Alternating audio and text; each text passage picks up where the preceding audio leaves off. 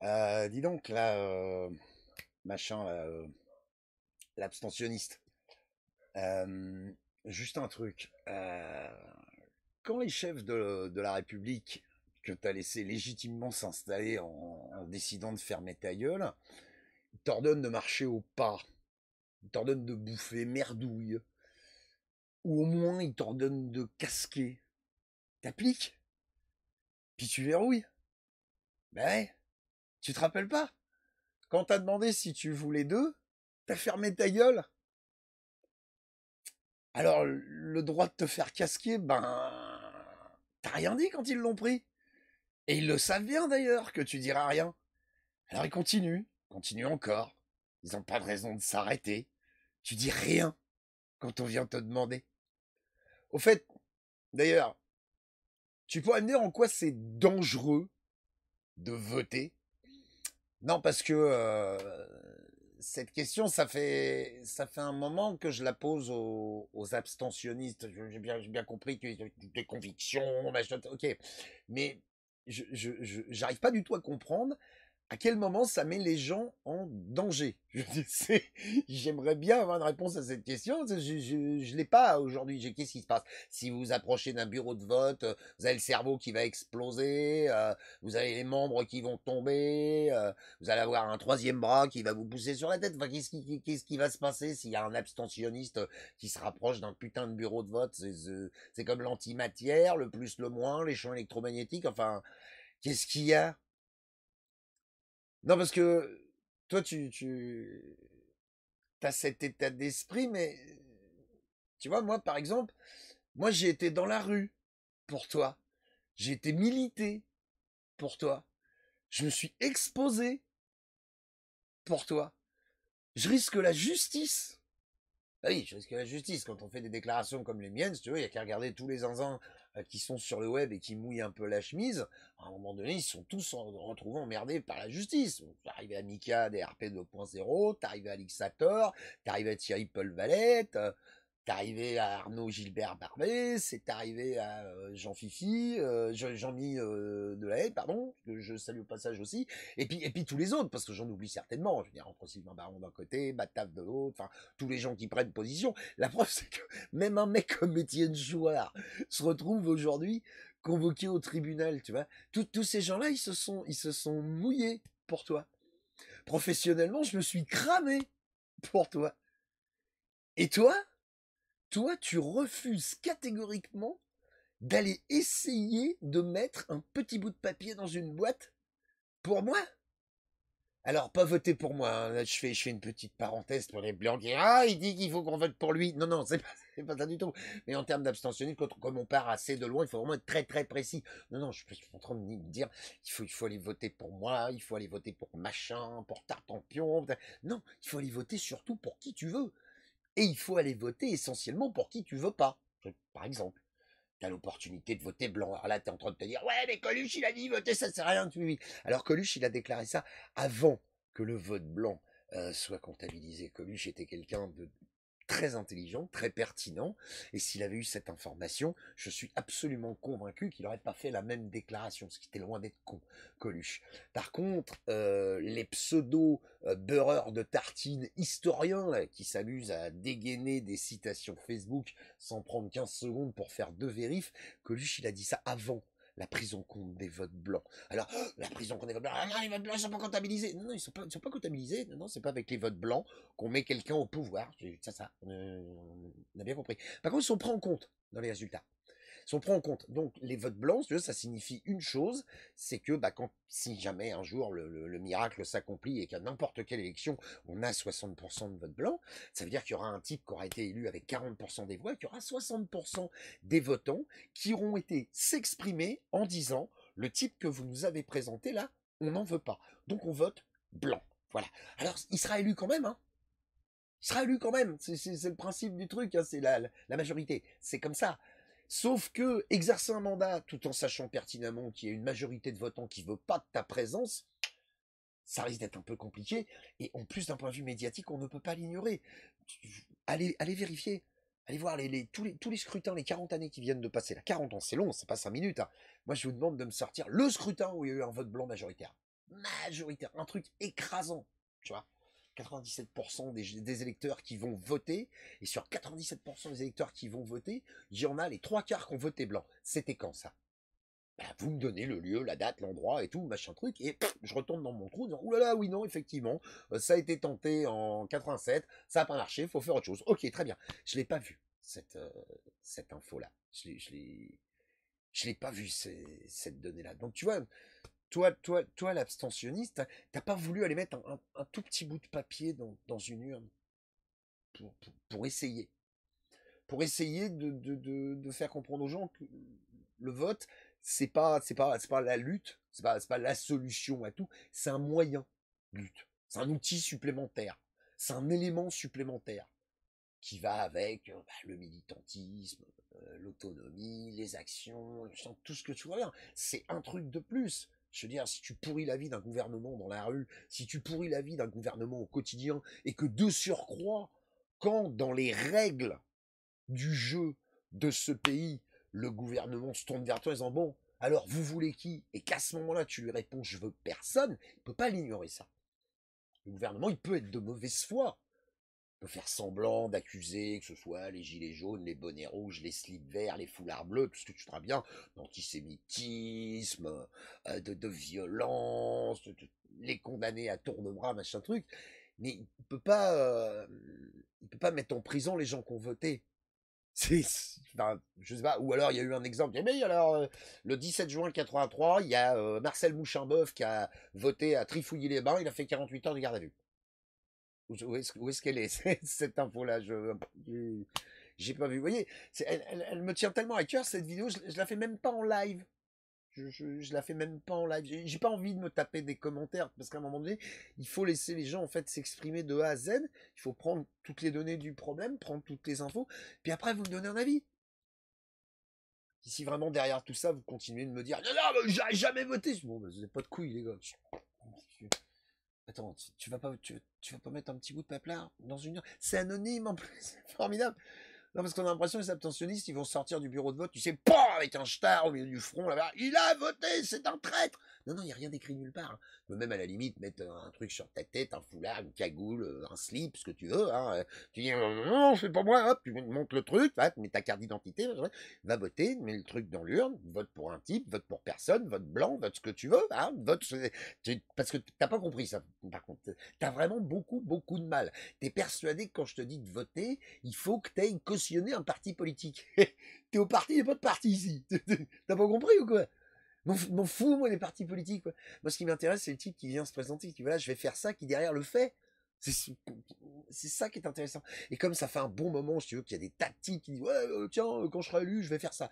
Et qu'ils ne le font pas, c'est peut-être le bon moment, tu vois, d'aller coller une gifle politique à l'ami Édouard Philippe, c'était alors apparemment il aurait démissionné, j'ai pas encore vérifié, je vais aller vérifier, j'entends des bruits de chiottes là-dessus, on est le 3 juillet 2020, il est 10h30 du matin, je vais aller vérifier, mais en tout cas ce qu'il y a dessus, hein, c'est que voilà, ce scrutin avec un vote massif blanc, 40 dernières années, j'ai pas vu. Non, je crois que surtout l'abstentionniste, à mon avis, en fait, t'es un putain d'égoïste. Tu vois, c'est ça le truc. C'est-à-dire que tant que ça tombe pas sur ton beignet à toi, ou même sur tes propres mômes, tu t'en connes en fait. Tu vois tes mômes, dans ces cas-là, ils sont bons pour les photos, ou alors c'est des aspirateurs à alloc. Hein si, je te prends. Non, non, tu t'en branles, je t'assure, t'es pas la peine de faire cette tête-là. Tu t'en branles parce que tu chies même sur leur futur univers tous les jours, et tu fais rien pour leur laisser une planète en à peu près bon état. Tu vois alors oui, t'as peut-être planté 3 salades et puis récupéré 10 litres d'eau. Non, ça, pas de problème. Moi aussi, je le fais. Hein, tu vois, à mon échelle, j'essaie de faire des trucs et tout. Mais à un moment donné, faut aller au bout des choses, quoi. Et moi, je voudrais que tu me dises, en quoi tu es en danger si tu essaies de voter. Je voudrais que tu me dises en quoi ça remet ta vie en question. Alors oui, c'est, il y a des gens qui ont du mal avec ça, parce que là, t'es prêt à l'écrire dans les commentaires, tu vois, t'as le doigt levé comme ça, tu dis attends, je vais lui niquer sa race, tu vois, mais avant tu disais de pas voter. Oui, c'est exact, absolument. Avant je disais de pas voter. Puis un jour, quelqu'un a pris le temps de m'expliquer comment ça fonctionne les scrutins. Puis un jour, quelqu'un a pris le temps de m'expliquer comment ça fonctionne le vote blanc. Et puis je me suis mis à voter. Ça s'appelle arrêter d'être con, ça. C'est pas grave. Regarde, je vais le faire, là, devant toi. Parti des pas de parti. D'accord? 60 000 abonnés, hein, grosso merdo. Pardon, j'ai dit une connerie, je me suis trompé. Ah putain, je suis toujours vivant. T'as vu? Regarde. Hein. Attends, je prends mon pouls. Non, là, plutôt. Ah ouais, non, non. Je viens juste de déclarer que j'avais dit une connerie et j'essaie de faire autre chose. Parce que je veux le changer, le système. Moi. Tu vois? Je veux le changer. Donc, à chaque fois que je vois passer devant ma lorgnette un outil de plus, un moyen de plus, de faire chier le gouvernement, de le contraindre, de lui nuire, surtout sur un dossier comme ça, le vote, il peut pas tricher le gouvernement, parce que t'es là, tu déclares, tu me dis ouais c'est truqué et tout, machin truc, voilà. Et puis quand on gratte un peu, tu dis oui mais j'ai l'intuition que c'est truqué. Tous les éléments tentent à nous dire que c'est potentiellement truqué. D'accord. Mais alors, le bout de paplard où c'est écrit noir sur blanc que c'est truqué, les preuves irréfutables et indiscutables que c'est truqué, est-ce que tu peux me les montrer, s'il te plaît? Est-ce que tu peux me les montrer? Parce que moi, quand je te dis que voter, ça peut changer les choses, là, aux dernières municipales, il y a des nouvelles listes qui sont passées. Il y a Buzyn qui a pris une branlée. Il y a Chiappa qui a pris une branlée. C'est bien parce que les gens ont voté. Ils n'ont pas été voir la mère Buzyn, ils n'ont pas été voir la mère Schiappa, ils n'ont pas mis une balle dans la nuque, ils n'ont pas jeté au fond d'un puits pendant 8 jours. Non, non, non. Il y a des gens, ils ont été votés, ils ont dit non, les deux gourdasses, là, enfin, ils n'ont pas dit ça comme ça, évidemment, ils ont mis un bout de papier dans une. Voilà. Mais ils ont dit on n'en veut pas.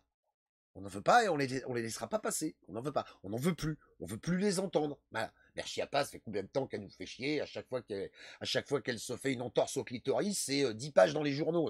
C'est bon, quoi. Voilà. Et ben les gens ils ont été votés. Et hop, elle est plus là, Mère Schiappa. Au municipal, elle a pas son mot à dire. Puis à chaque fois qu'elle va ouvrir sa gueule, n'importe quel journaliste de banlieue pourra lui dire Mme Schiappa, vous n'avez pas été élu. Les gens n'ont pas voté pour vous. Vous la bouclez bien comme il faut. Vous n'avez pas de décision à prendre. Tant que ça, c'est pas arrivé, on peut continuer de blablater, merci à pas. Ben, Edouard Philippe peut continuer de blablater. Peut continuer de raconter ce qu'il veut. Vous pouvez lui objecter tout ce que vous voulez. Regardez, par rapport à la Constitution actuelle, on est d'accord, on n'est pas d'accord, peu importe. Mais par rapport à la Constitution actuelle, par rapport aux règles du jeu actuelles, j'ai été élu. Edouard Philippe, il a été élu. Vous avez pas compris que si on est 10 millions à voter, on a quand même plus de chances d'évincer ce gouvernement que si on est 100 000 à voter.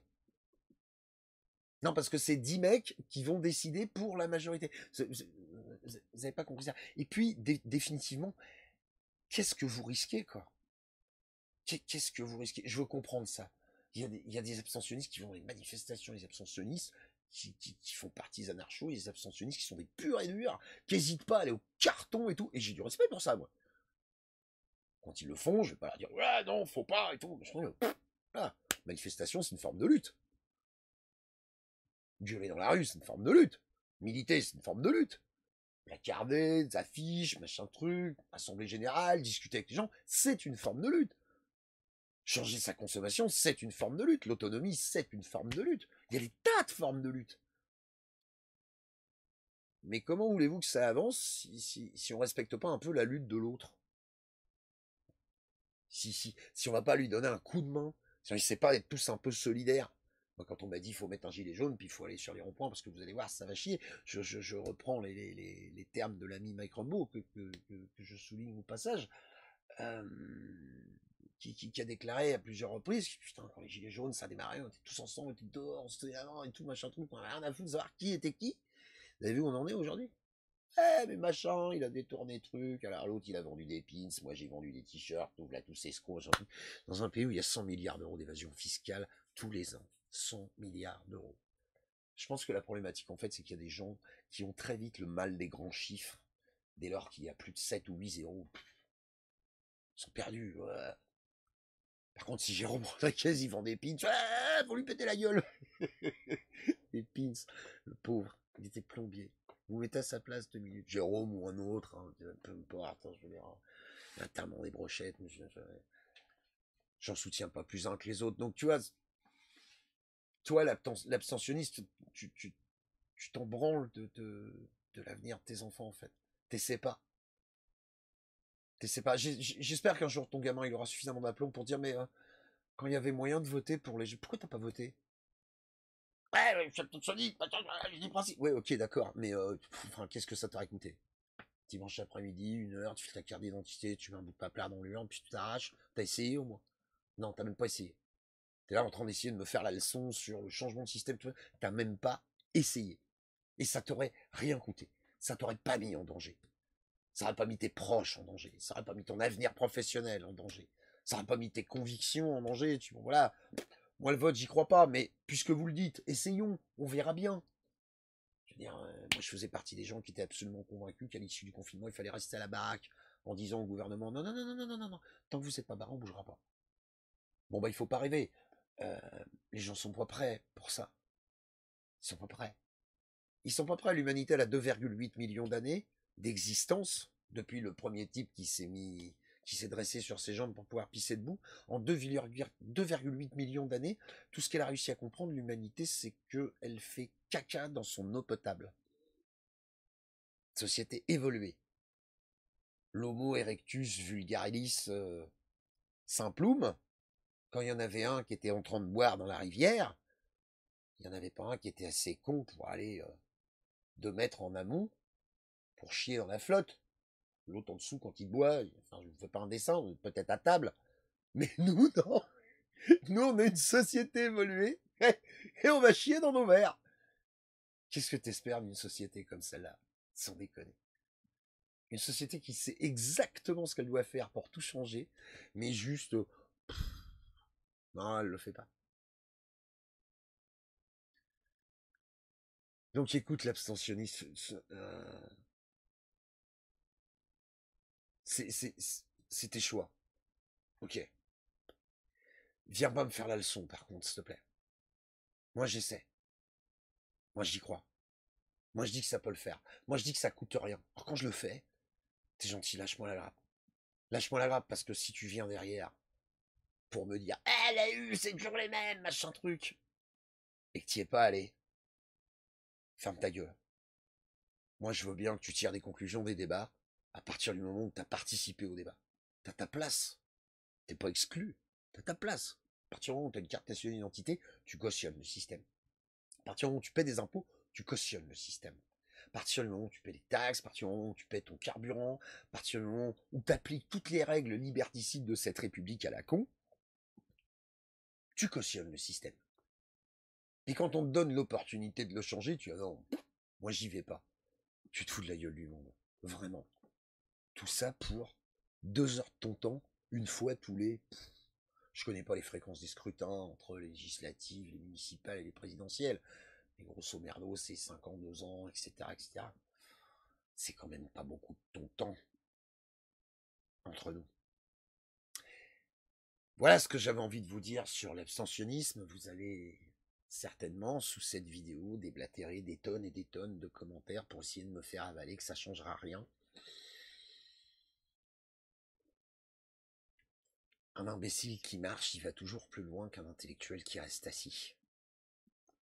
À mon humble avis, voter, c'est marcher. C'est essayer. S'abstenir, c'est se résigner. Essayez de vous aimer un tout petit peu les uns les autres, bon sang de bonsoir de putain de bordel de merde. Ou si vraiment il n'y a pas moyen, et si au moins de vous tolérer un peu, vous savez, comme quand je dis non, non, je les tolère, moi, les abstentionnistes font ce qu'ils veulent. Les abstentionnistes, les véganes, toute forme de communauté, je les tolère. Par contre, à un moment donné, il faut assumer les conséquences de ses actes. Et quand on n'a pas pris la peine d'aller exprimer son opinion politique, on peut pas derrière remettre en question les résultats. Je dis pas qu'on n'a pas le droit de se plaindre, hein. Le coup, tu votes pas, tu fermes ta gueule, non, c'est pas comme ça que ça marche. On n'a pas le droit de se plaindre des résultats du scrutin. C'est de ça dont on parle. Parce qu'un abstentionniste qui est en France, quand bien même il est abstentionniste, je dis, la sécu, les lois, les taxes, machin, il casse comme tout le monde, participe au système comme tout le monde. Chaque fois qu'il se déplace sur une autoroute, il casque comme tout le monde. Il participe au système. Puis quand on lui donne l'opportunité de le changer, il dit non, non, moi je participe pas. Réfléchissez un peu. Je vous embrasse de toute façon, vous savez très bien que je vous aime quand même. Allez, bonne journée à tous et prenez soin de vous et des vôtres. Salut.